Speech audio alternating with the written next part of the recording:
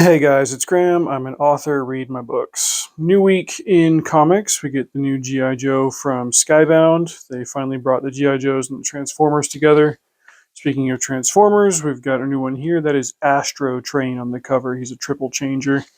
And then the new Absolute Batman #2. So, G.I. Joe, we're finally getting Cobra and G.I. Joe characters in the same book. They're bringing them together, like I said.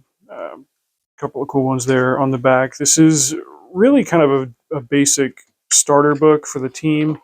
We get a look at them going through some training exercises. We get intro to this particular iteration of the Joes: Rock and Roll, Stalker, Covergirl, Clutch, and the Baroness.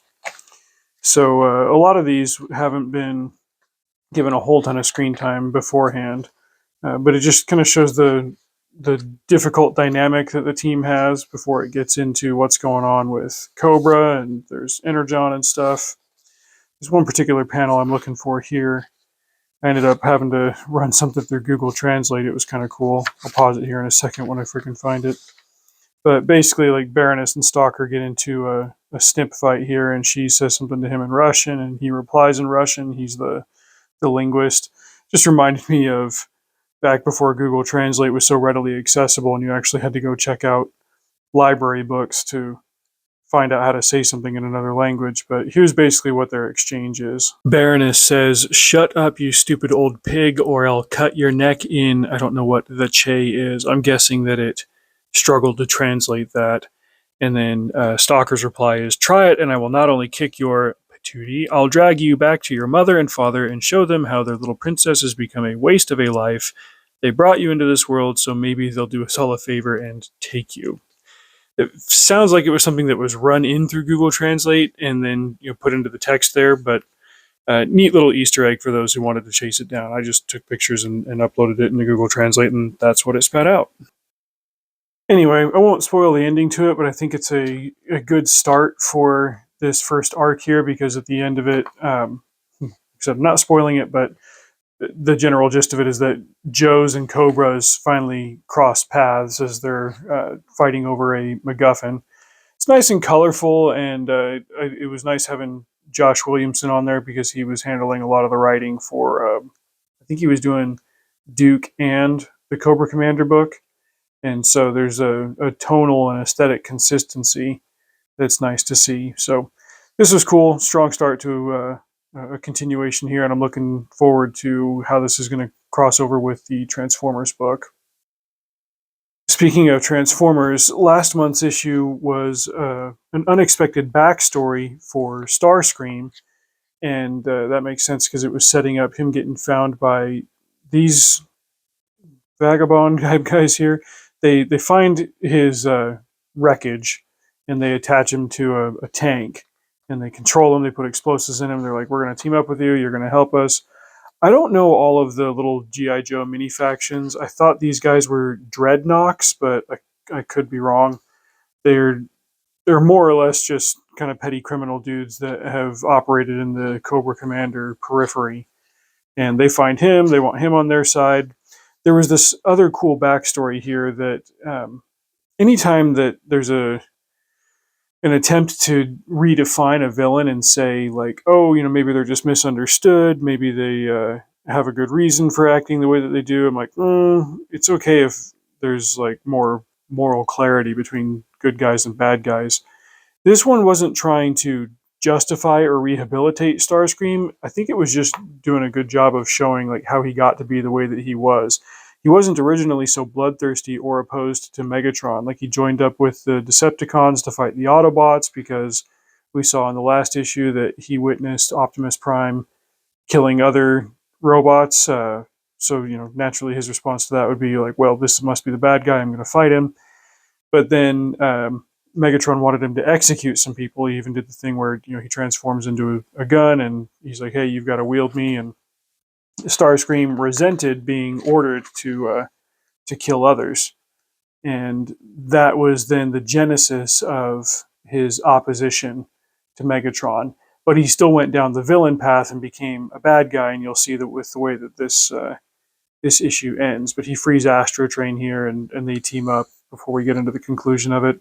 Again, just really, really good writing. Daniel Warren Johnson knows what he's doing. I've heard that he's going to wrap up in the next, I don't know how many books. Like he made this announcement a month or two ago. He's like, I've written up through a couple dozen of these, and then somebody else is going to take over. And it's like, man, I hope they stay as good when he's no longer writing, because even with the small lulls in the series here and there, when he really digs in on character, he does a great job. And writing depth and complexity of any kind into Starscream isn't just a throwaway thing. So I'm satisfied with how that's coming along. Cool variant covers for this month. My rule is I just pull cover A. Now, unfortunately, my LCS just changed their pull file system, and because of when that happened, it boggled the ordering for Absolute Superman, which I still don't have. Might be another week or so. Everybody else has their review videos out on that one. It's like, all right, fine, whatever. I'll get to it eventually. But Absolute Batman #2 dropped, and the writing on this one is as strong as it was in the first one. It's more intense. It's more, what's the right word here? Like, it's not just like edgy for the sake of being edgy, but it's grittier with purpose. The story, again, it's still told through the perspective of Alfred, and we see what he's doing as far as chasing Bruce around. Some of the strongest writing, though, was in this scene where Bruce gets together with his friends, and again, all of these guys are other villains later on. That's Edward Nygma, the Riddler. That's Oswald Cobblepot, the Penguin. That's Harvey Dent, Two-Face, and that's Waylon Jones, who is Killer Croc. There's an empty seat at the table for Selina Kyle, who is Catwoman. And then there's even this little, like, as they're playing cards, there's this little aside here. It's like, Jokers are never welcome here. It's like, okay, it's still hinting that Joker's hanging out in the periphery. We get a cryptic reference to Arkham, and just there's so much to sink your teeth into here, and I don't want to spoil it for anybody. I just wanted to say, like, if you're concerned about the ongoing quality of this series, we're 2 issues in, and the writing stays strong, the art is cool, the reveals, the intensity of it all. I'm liking this take on an otherwise blue-collar Batman. The conceit of these Absolute series so far is we're going to take these established characters, we're going to maybe remove some of the comforting elements around them to intensify them, and make them more copyrightable and trademarkable, coincidentally.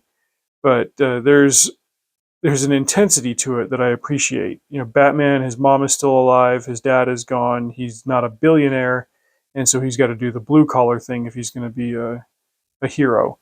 Wonder Woman, she wasn't raised by an island of Amazon warrior princesses. She was raised by one woman on an island in hell, and that changes her outlook. And from what I understand with the Absolute Superman, he was working class on Krypton, and he comes to Earth either as an adolescent or already as an adult. And he's kind of a hero to the working class. So I'm like, okay, there's a concept there that I can get behind, but I still need to get that issue. It should be in next week, I think, so that I can see what that's all about. But it's just nice to be rewarded for the reading here, and that's this panel that got released last month with the new Batmobile, which is really just a giant haul truck. I did a short on that. I'm not going to do a whole lot of shorts on this channel. It's just like one more thing to have to produce. It's like, I'd rather just do videos like this and talk about it. But yeah, we didn't really get to see how it was used beyond that panel, but that's fine because it was cool and epic. I've got some logistical concerns about it. We'll see if it pops up again in future issues. But Transformers, Absolute Batman 2, and probably the sturdiest one with the most pages was this G.I. Joe #1. Good week in comics. I'm having fun. I'm enjoying it, and I should have a new Geiger next week, among other things. Anyway, thanks for watching.